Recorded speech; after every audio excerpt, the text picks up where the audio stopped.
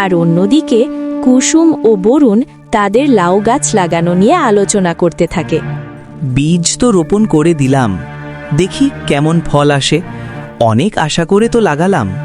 তুমি চিন্তা করো না, দেখবে ভালো কিছুই হবে। তুমি ঠাকুরের ওপর ভরসা করো, আমাদের দিকে ঠাকুর ঠিক তাকাবে। তুমি তো কোনো অসৎ পথে কাজ করছো না, তোমার মনটা তো খুব সরল। তোমার সঙ্গে কোনো খারাপ কিছু হবে না, আর তোমার সঙ্গে যারা খারাপ কিছু করেছে তাদের কোনোদিনও ভালো হবে না, তুমি দেখে নিও। কি বলছো? আমার সঙ্গে কে খারাপ কিছু করবে? আমার সঙ্গে কেউ খারাপ কিছু করেনি। তুমি তো দাদা বৌদির কথাই বলতে চাইছো। ওরা জোর করে আমার কাছ থেকে সব নিয়ে নিয়েছে, এতে আমার কোনো কিছু মনে হয়নি। তোমার একটু খারাপ লেগেছে সে আমি জানি, তুমি ও নিয়ে মন খারাপ করো না। দেখবে একদিন আমাদেরও সব কিছু হবে। হ্যাঁ, সেই ভরসায় তো আছি। তোমাকে সরল সিধে পেয়ে তোমার দাদা বৌদি তোমাকে ঠকিয়েছে, সাথে আমাকেও ঠকিয়েছে। ওই বাড়ি থাকতে তোমার বৌদি আমাকে দিয়ে বাড়ির সমস্ত কাজ করিয়েছে, আমাকে কোনোদিনও একটা ভালো শাড়িও দেয়নি। আমি কোনোদিনও প্রতিবাদ করিনি। বাদ দাও না কুসুম, তুমি সত্যি করে বলো তো, আমরা কি দুজনে ভালো নেই? হ্যাঁ, ভালো তো আছিই তোমাকে পেয়ে। তুমি যে খুব ভালো মনের মানুষ। কিন্তু তোমাকে দিয়ে তোমার দাদা মাঠের সমস্ত কাজ করিয়েছে, আর ফসলগুলো বিক্রি করে নিজের কাছে সমস্ত টাকা রেখেছে। তোমাকে কখনো একটা টাকাও দেয়নি। এগুলো আমার খুব খারাপ লাগতো। শোনো, কাজ করলে ক্ষতি হয় না, বরং ভালো হয়, শরীর ভালো থাকে।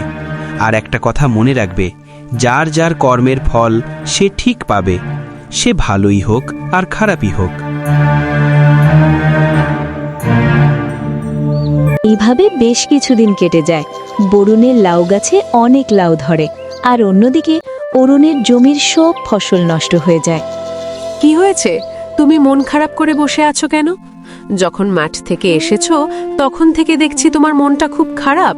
কিছু কি হয়েছে? চুপ করে আছো যে, কিছু বলো। গিন্নি, সর্বনাশ হয়ে গেছে গো। মাঠের সমস্ত ফসল নষ্ট হয়ে গেছে, একটা ফসলও ভালো নেই। ধান থেকে শুরু করে গম সব নষ্ট হয়ে গেছে। ওই ফসল না বাড়ি আনা যাবে, না বিক্রি হবে।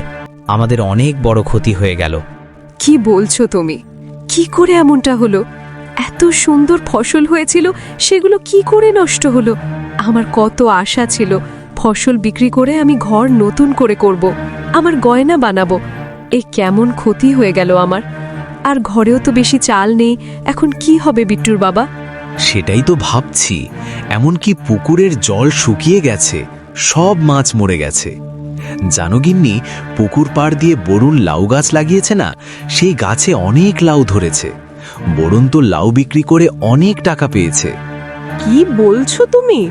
ওটুকু আলে কি করে লাউয়ের চাষ করলো বরুণ? আবার বলছো লাউ ধরেছে, সেগুলো নাকি বিক্রি করে অনেক টাকাও পেয়েছে।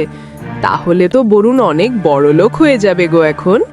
হ্যাঁ গো, এটাই সত্যি, বরুণ লাউ বেচে অনেক টাকা পাচ্ছে। কিন্তু এখন আমাদের কিভাবে সংসারটা চলবে? সেটাই তো ভাবছি, কি যে করি। ভেবেছিলাম তো ফসল বিক্রি করে সারা বছরটা চালাবো, এখন তো কিছুই হলো না। এখন যে কি করি। বলছি যে তুমি বরুণের কাছে যাও, ওর কাছে গিয়ে কিছু টাকা ধার চাও, দেখবে ও তোমাকে ফেরাবে না। না না, ওর কাছে আমি কি করে যাব? সেই মুখ কি আমার আছে? ওকে আমি ঠকিয়ে সমস্ত জায়গা জমি, এমনকি মাঠের ফসল আমি ওর কাছ থেকে নিয়ে নিয়েছি। ওর সঙ্গে আমি বেইমানি করেছি। ওর কাছে আমি যেতে পারবো না। তুমি আমাকে জোর করো না, আমাকে একটু একা থাকতে দাও।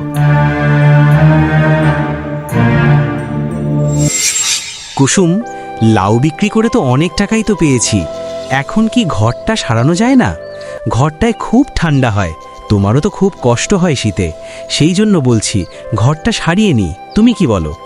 হ্যাঁ, আমিও তাই ভাবছিলাম যে তোমাকে বলবো নতুন করে ঘর দিতে। এই ঘরটায় আর থাকা যাচ্ছে না। তুমি তাহলে কাল থেকে ঘরের কাজ শুরু করে দাও। ঠিক আছে, আমি আজই মিস্ত্রিকে বলবো কাল থেকে যেন ঘরের কাজ শুরু করে। হ্যাঁ, তুমি আজই যাবে। এরপর বরুণের নতুন ঘর হয় এবং ওর অনেক টাকা পয়সা হয়। আর অন্যদিকে বড় ভাই অরুণের অবস্থা দিন দিন অনেক খারাপ হয়ে যায়। একদিন অরুণের ছেলে বিট্টুর খুব জ্বর হয়। ছেলের জ্বর তো কমছেই না, ওকে তো এখন একটা ভালো ডাক্তার দেখাতে হবে, সেই জন্যই তো অনেক টাকাও লাগবে, আর আমাদের কাছে তো একটা টাকাও নেই। তুমি কিছু একটা করো, না হলে আমার ছেলেটাকে তো বাঁচাতে পারবো না। কি যে করি এখন, আমার মাথায় তো কিছুই আসছে না। এই দিকে ছেলেটাকে ডাক্তার না দেখালেও হয় না, জায়গা জমি বন্ধক দিয়ে টাকা এনেছি, এখন তো কারোর কাছে টাকাও পাবো না।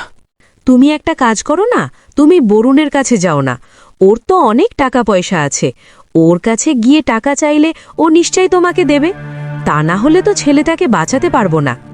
ওর কাছে গেলে যদি ও না দেয়, ওর সাথে তো আমি অনেক অন্যায় করেছি, ওকে ঠকিয়েছি, এখন তো ওর অনেক টাকা হয়েছে, অনেক অহংকারও হতে পারে। আমি যদি যাই ওর কাছে টাকা চাইতে, আর আমাকে যদি অপমান করে। বরুণ ওরকম মানুষই নয়, তার থেকে আমরা বরঞ্চ একটা কাজ করি, চলো আমি আর তুমি গিয়ে ওদের কাছে ক্ষমা চাই।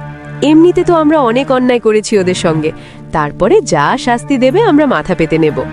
হ্যাঁ তাই চলো, আমরা দুজনেই যাই, তারপর যা হবার হবে। তারপর অরুণ ও মায়া বরুণের বাড়িতে যায়।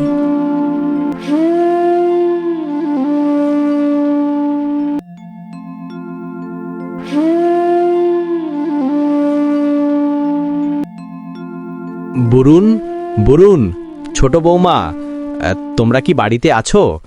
একটু বাইরে এসো না। দাদা, তুমি এসো, ঘরে এসো। বৌদি, তুমিও ঘরে এসো। তোমরা কেমন আছো বলো? তোমাদের কতদিন দেখি না, তোমরাও এদিকে আসো না, আর তুমি তো আমাকে তোমাদের বাড়ি যেতে বারণ করেছো, সেজন্য আমি আর কুসুম তোমাদের বাড়ি যাই না। তোমরা তো আসতে পারো মাঝে মাঝে। তোমরা এসেছো, আমি খুব খুশি হয়েছি। ভাই, আমরা ভালো নেই রে। তোর ভাইপোর খুব শরীর খারাপ, 1 সপ্তাহ ধরে জ্বর, ছেলেটা বিছানায় পড়ে আছে। ওকে তো এখন ওষুধও খাওয়াতে পারছি না, ভালো ডাক্তারও দেখাতে পারছি না। ছেলেটাকে ডাক্তার না দেখাতে পারলে ছেলেটা তো মারা যাবে। চুপ করো দাদা, আমি থাকতে বিট্টুর কিচ্ছু হবে না। তুমি এমন কথা মুখে এনো না। বিট্টুর যে এত শরীর খারাপ, তুমি তো আমাকে আগে জানাতে পারতে। সে যাই হোক, এখন ওকে একটা ভালো ডাক্তার দেখাতে হবে। তুই আমাদেরকে ক্ষমা করে দে ভাই, আমরা তোদের সঙ্গে অনেক অন্যায় করেছি। জানি এই ভুলের ক্ষমা হয় না, কিন্তু যদি পারিস আমাদেরকে ক্ষমা করে দে। আর একটা কথা কি ভাই, কেউ কাউকে ঠকিয়ে কোনোদিনও ভালো থাকতে পারে না, সেটা আমরা হাড়ে হাড়ে টের পেয়েছি। হ্যাঁ বরুণ, তুমি আর কুসুম আমাদেরকে ক্ষমা করো। তোমরা যদি ক্ষমা না করো, তাহলে তোমাদের কাছ থেকে আমরা একটা টাকাও নেব না বিট্টুর চিকিৎসার জন্য। তোমরা আমাদের কাছে ক্ষমা চেয়ে আমাদেরকে ছোট করো না। আর বিট্টু তো আমাদেরও সন্তান, ওকে আমরা কোনো দিনও আলাদা করে দেখিনি। হ্যাঁ বৌদি, তোমরা ক্ষমা চেও না, তোমাদের ভুল তোমরা নিজেরা বুঝতে পেরেছ। আর বিট্টুর যে জ্বর 1 সপ্তাহ ধরে, তোমরা আমাদের কাছে আগে আসোনি কেন? আমরা লজ্জায় তোমাদের কাছে আসিনি, কি মুখ নিয়ে আসব?